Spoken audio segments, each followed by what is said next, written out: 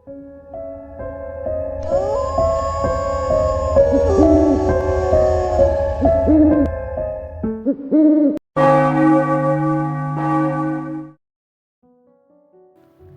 तरह इस धरती पे ईश्वर का अस्तित्व हमेशा से एक रहस्य बना रहा है, बिल्कुल उसी तरह भूत प्रेत, शैतान और काली शक्तियों का भी अस्तित्व इस संसार में आज तक एक रहस्य बना हुआ है।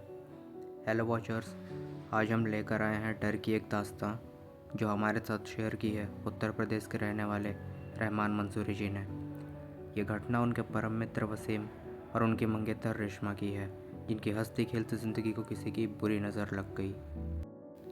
ये सिर्फ बुरी नज़र ही नहीं थी, एक पूरा साया भी था जो उनकी ज़िंदगी बर्बाद करने आया था। ये दास्तां आपको आगे रहमान जी ही बताएंगे, तो बने रहिए इस वीडियो में। चलिए शुरू करते हैं। मित्रों, मेरा नाम रहमान है और मैं उत्तर प्रदेश के मिर्ज़ापुर ज़िले का रहने वाला हूँ। आज मैं आपको मेरे मित्र के साथ घटी एक सच्ची घटना पेश करने जा रहा हूँ। मेरे मित्र का नाम वसीम है और हम बचपन से ही बहुत अच्छे दोस्त हैं। हमारी एक बात भी एक दूसरे से छुपी नहीं रहती और हम हर बात एक दूसरे से शेयर करते हैं। ये घटना तब की है जब हम कॉलेज में आए थे। वसीम की सगाई हो चुकी थी और उसकी मंगेतर का नाम रेशमा था। रेशमा दिखने में बला की खूबसूरत थी।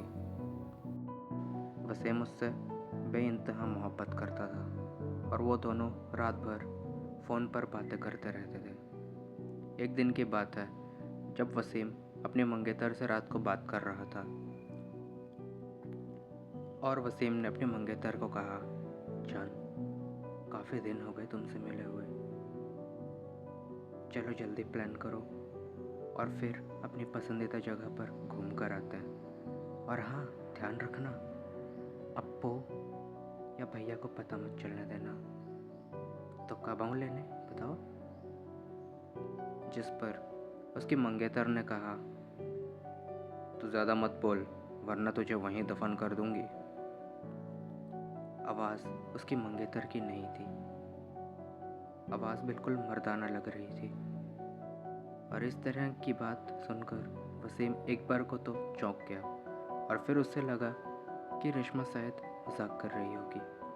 तो वसीम ने भी उसे मजाक में कहा, क्या कर लेगी तू मेरा, देखते हैं। तो फिर उसकी मंगेतर ने जवाब दिया, आज रात देख तेरे साथ क्या होता है।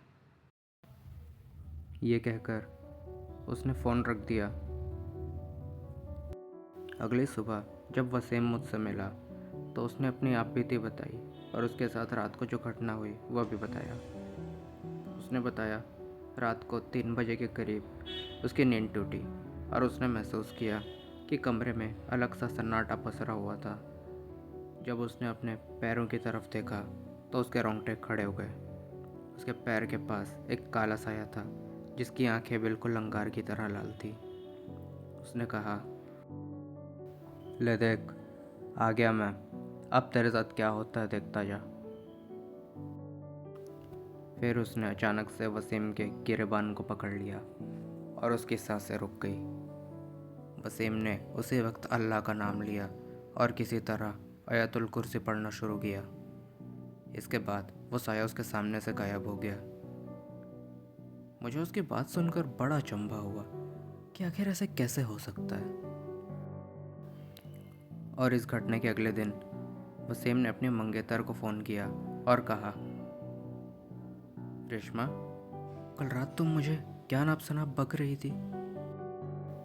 उसकी यह बात सुनकर रेशमा ने जवाब दिया, लेकिन मैं तो कल रात को बात करते करते ही सो गई थी, तो तुम कैसी बातें कर रहे हो।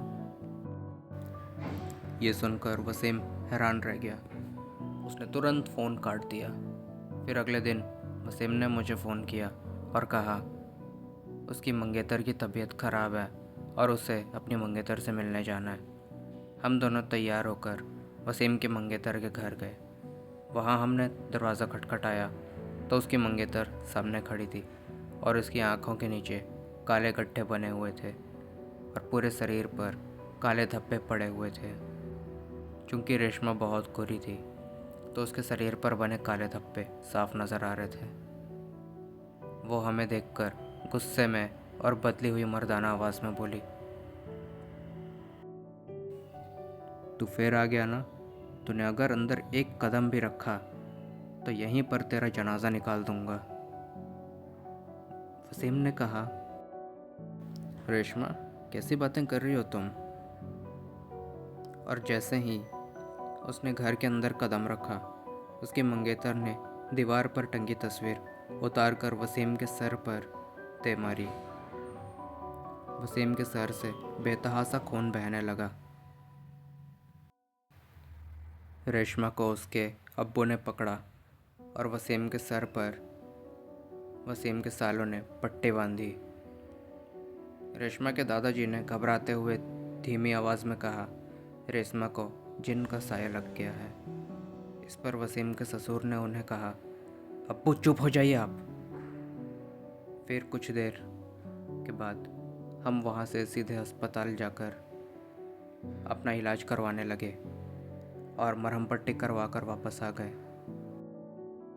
उसके कुछ दिनों के बाद लंच ब्रेक में वसीम ने मुझे कहा कि रेशमा की तबीयत बहुत ज़्यादा ख़राब है और वो अस्पताल में भर्ती है। ये सुनकर वसीम और मैं अस्पताल पहुँचे। वहाँ पर पहुँचते ही हमने डॉक्टर से रेशमा की हालत पूछी तो डॉक्टर साहब ने बताया, उसकी हालत बहुत नाजुक है, बीमारी का कुछ पता चल ही नहीं रहा है, रिपोर्ट्स भी सारे नॉर्मल है, पता नहीं ये क्या हो रहा है। और फिर घर वालों ने डॉक्टर से रेशमा को घर ले जाने की इजाज़त मांगी, जिसके लिए डॉक्टर ने हामी भर दी। सभी हैरान थे कि ऐसी क्या बीमारी है जिसका इलाज डॉक्टर के पास भी नहीं है। फिर रेशमा को घर ले आया गया। रेशमा ने वसीम को बुलाया और रोते हुए कहा, वसीम, वो मुझे ले जाएगा, मुझे बचा लो। ये सुनकर वसीम की आंखों में आंसू आ गए और उसने कहा, मैं तुम्हें कहीं नहीं जाने दूंगा, बताओ कौन है वो, कौन तुम्हारी ये हालत कर रहा है। फिर रेशमा के दादाजी वहाँ आए और उन्होंने कहा, रेशमा को पास ही के पीर बाबा के पास ले जाना होगा, अब वही कुछ कर सकते हैं। पीर बाबा ने उसे कुछ देर तक परखा, देखा और फिर कहा, इसे एक बुरे जिन ने जकड़ लिया है। जिसने भी इसके ऊपर जिन का साया छोड़ा है उसे 20 साल का अमल है जिन रखने का। ये मेरी काबू में नहीं रहने वाला। अब वो पूरे तरीके से रेशमा के शरीर पर हावी हो चुका है और उसे नुकसान पहुंचा रहा है। इसका एक ही इलाज है, यहाँ से 80 किलोमीटर दूर एक दरगाह है, वहाँ इसका इलाज हो सकता है। बड़े से बड़े जिन्न जिन्नात के साए उस दरगाह में जाकर पीछा छोड़ देते हैं। और बाबा ने बताया, इसके साथ वही इंसान जा सकता है जिसे वो सबसे ज़्यादा चाहती है। वसीम ने कहा, मैं चला जाऊँगा, मुझे बाइक भी चलानी आती है। फिर भोर में 4 बजे के करीब वसीम और रेशमा दरगाह के लिए बाइक में निकल पड़े और सुबह के 7 बजे मेरे पास फ़ोन आया और उधर से जो बात मुझे सुनाई दी, मैंने उसकी बिल्कुल उम्मीद नहीं की थी। वसीम और रेशमा का एक्सीडेंट हो गया। वसीम ने मौके पर ही दम तोड़ दिया। ये सुनकर मेरा रो रो कर बुरा हाल हो गया। आनन फानन में मैं उस जगह पहुंचा, चूँकि वो जगह मेरे घर से 50 किलोमीटर ही दूर थी। वहाँ पहुँचते मैंने देखा वसीम की लाश को एम्बुलेंस में लोड किया जा रहा है, मगर रेशमा की लाश का कोई पता नहीं। ये आज तक एक रहस्य बना हुआ है कि आखिर रेशमा गई तो गई कहाँ। मेरा सबसे करीबी दोस्त अब इस दुनिया से जा चुका था। मित्रों, इस अलौकिक दुनिया की जानकारी हम इंसानों के पास नहीं है। हम इस दुनिया से बिल्कुल ही अपरिचित हैं। इन शक्तियों को ना मारा जा सकता है, ना खत्म किया जा सकता है।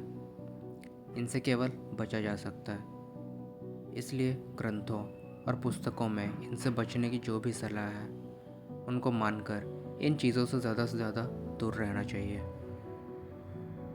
इसी के साथ कहानी समाप्त होती है। अब मैं आपसे विदा लेना चाहूँगा, इसलिए बाय।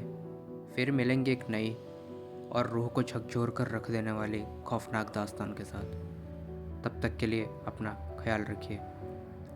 अगर आपको हमारी कहानी पसंद आई हो तो इसे लाइक कीजिए और शेयर कीजिए। और अगर आप हमारे चैनल पर नए हैं तो इस चैनल को सब्सक्राइब कर लीजिए, जिसका नाम है फ्राइडे 13th, क्योंकि हम इस चैनल पर कहानियाँ लाते रहते हैं। अब मैं आपसे विदा लेना चाहूँगा। मिलते हैं अगली वीडियो में। तब तक के लिए राधे राधे।